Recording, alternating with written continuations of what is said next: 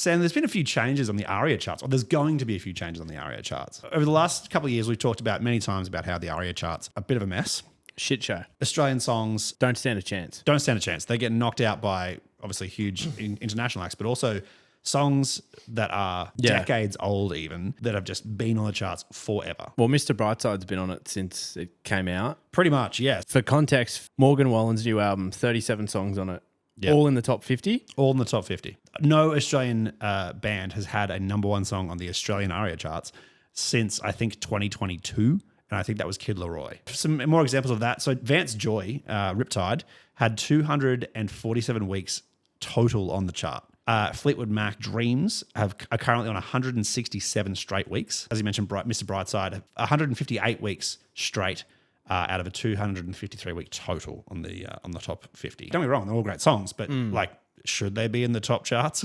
Probably not. Probably not. The ARIA charts have kind of sat down to figure out what we can do to fix that a little bit. Yep. And what they've come away with is the old chart, the existing chart, and a new chart. In the existing top 50 singles chart, you cannot be on that chart if the song is more than 2 years old. Thanks for coming. Catch you later.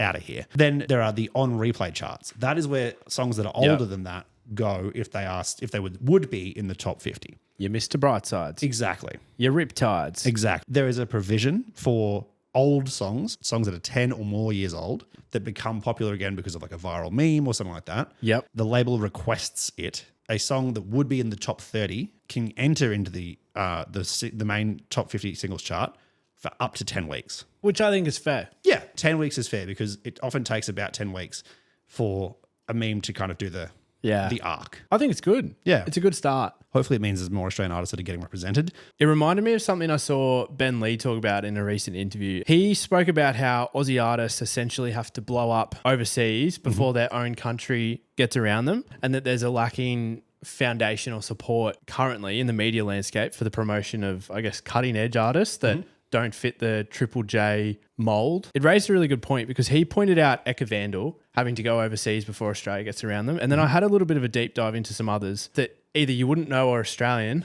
or no one talks about them in the Triple J circles. The Kid Laroi is probably the biggest one. Yep. Blew up overseas, had to go and shadow Justin Bieber essentially, and then blew up and everyone started giving a shit. Chase Atlantic, I think, are the biggest one that Australia doesn't talk about. In the top 300 most streamed artists on the planet, no one knows they're from Cairns. No one talks about them.